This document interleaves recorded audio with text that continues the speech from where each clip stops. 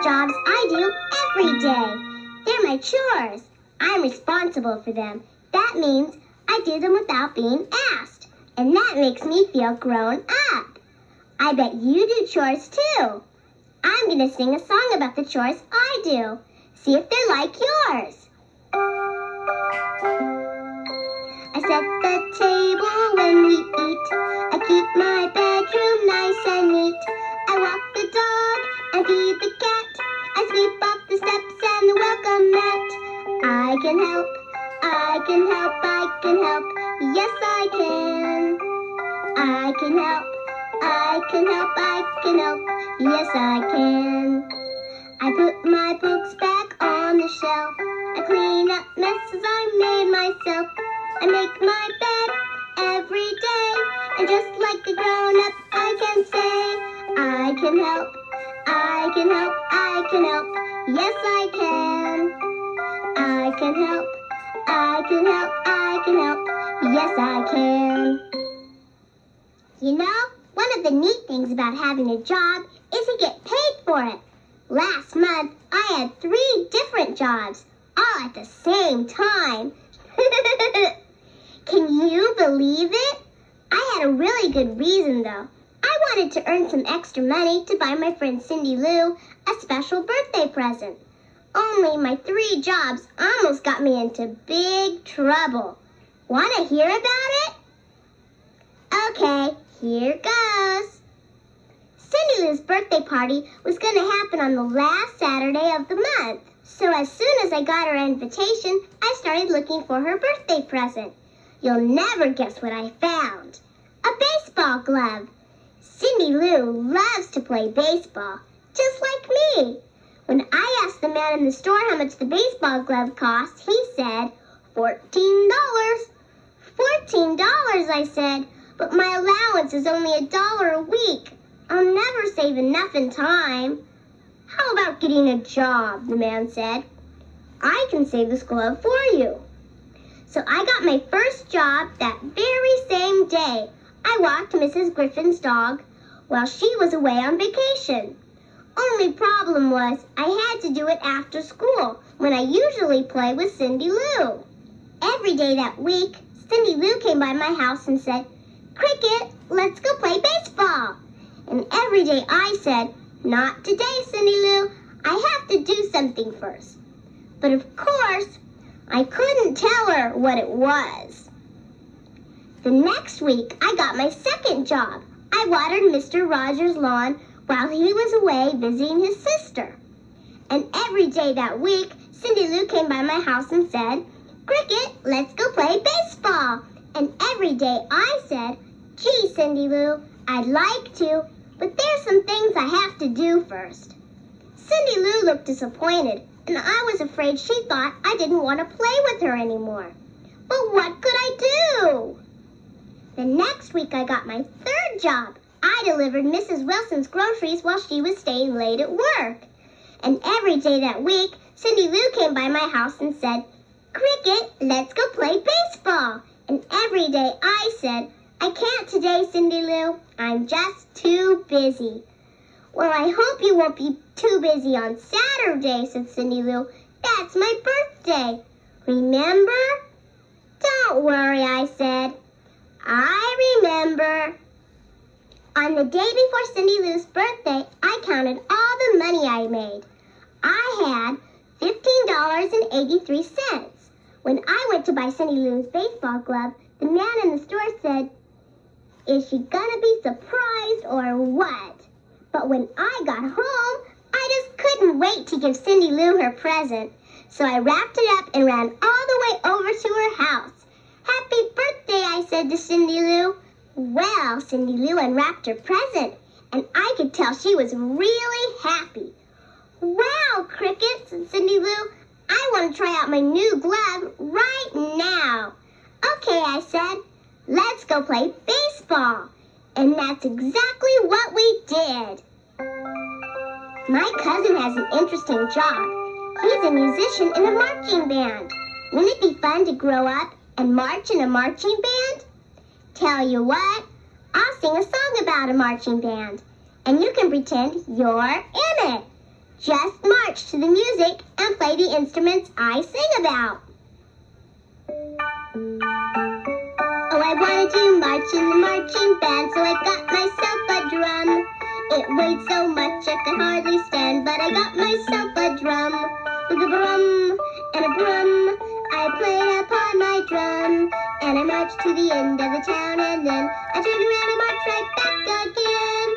Keep marching, and now you're gonna play trombone. Oh, I wanted to march in the marching band, so I learned to play trombone. Now they put their ears whenever they can, 'cause I learned to play trombone. Wah, wah, wah, wah, I'm the best you ever saw. When I marched to the end of the town and then turn around and march right back again. Now get ready to play the flute and march. Oh, I wanted to march in the marching band, so I made myself a flute. I made it out of an old tin can. I made myself a flute. Toot-a-doot-toot-toot, toot-a-doot-toot-toot. I made myself a flute, flute, flute. And I marched to the end of the town and then turned around and marched right back again.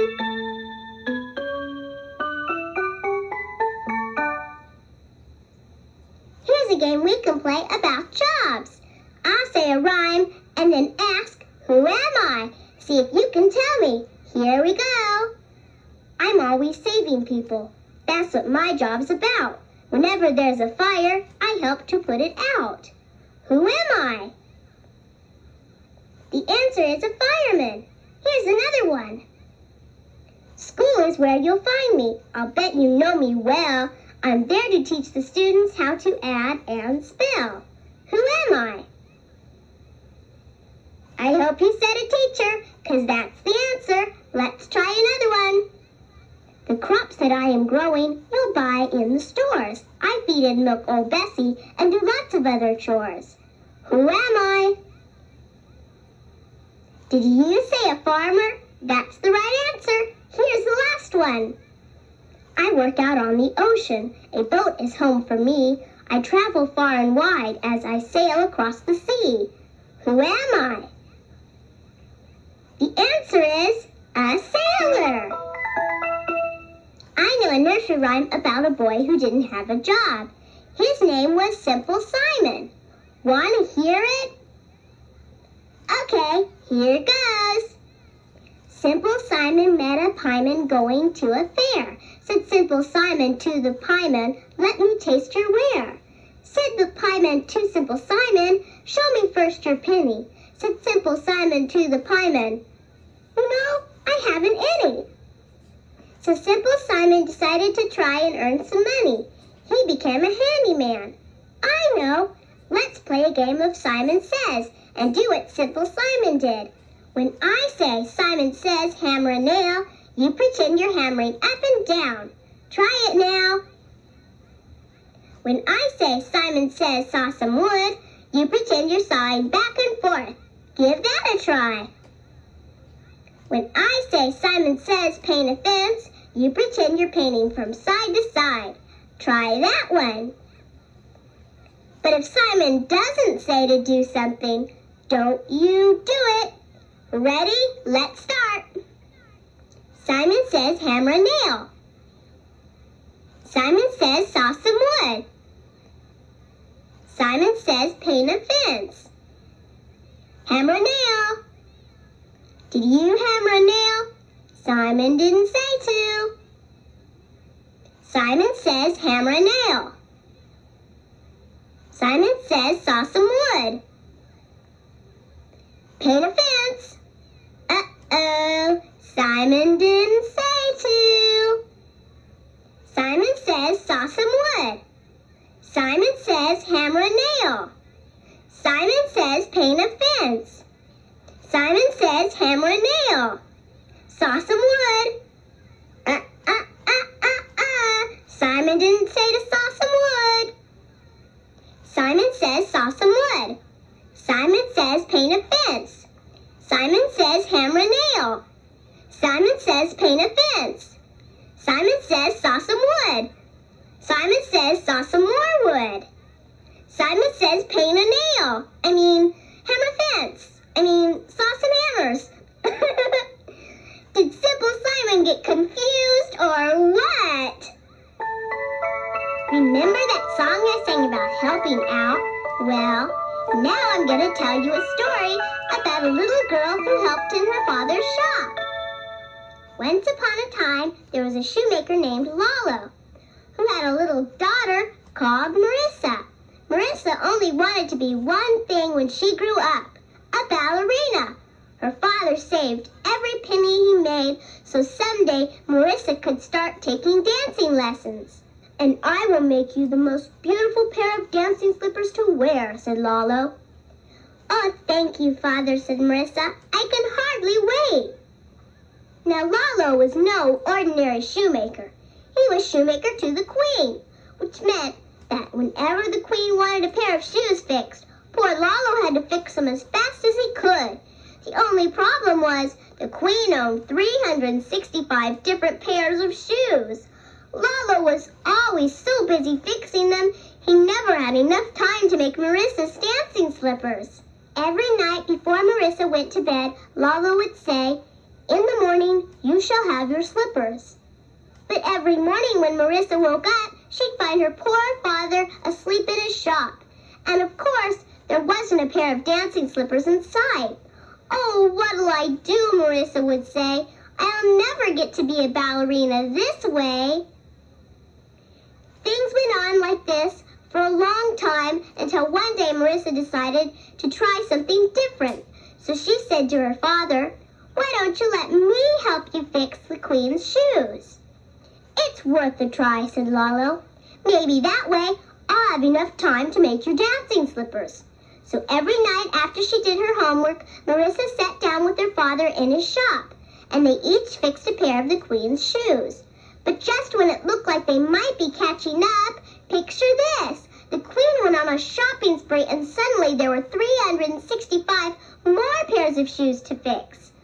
"Don't worry," said Lalo to Marissa. "I'll find the time to make your dancing slippers someday." Well, the next morning when Marissa woke up, she found her father asleep in his shop as usual. But guess what? She also found all of the Queen's shoes fixed just as good as new. And over in the corner, busy making a pair of dancing slippers, was the cutest little elf you ever saw. "Who are you?" said Marissa. "My name is Snug," said the elf. "I'm the elf assigned to ballerinas in distress." "You mean those dancing slippers are for me?" said Marissa. "Yes, ma'am," said Snug. "Try 'em on and see if they fit." So Marissa tried the slippers on, and when they fit perfectly, she was so happy she twirled around the room as if she really was a ballerina. "Hey," said Snug, "maybe you don't need dancing lessons after all." "Oh, yes I do," said Marissa. "I want to be the best ballerina in the whole wide world." "That's what it takes," said Snug. And before Marissa could thank him, Snug the elf was gone. Just then, Marissa's father woke up. "Who fixed all the Queen's shoes?" said Lalo. "And who made you those beautiful dancing slippers?" "A little elf named Snug," said Marissa. Lalo didn't quite know whether to believe his daughter or not, but he was so happy he didn't care. "You can start your dancing lessons right away," said Lalo to Marissa. "And you can retire from being shoemaker to the Queen," said Marissa to her father. And that's exactly what they did. Marissa practiced so hard, she became as good a ballerina as she always wanted to be. And Lalo changed jobs and became shoemaker to the Royal Ballet Company. And whenever he got a little too far behind in his work, who do you think appeared to help him catch up? You guessed it, a funny little elf named Snug.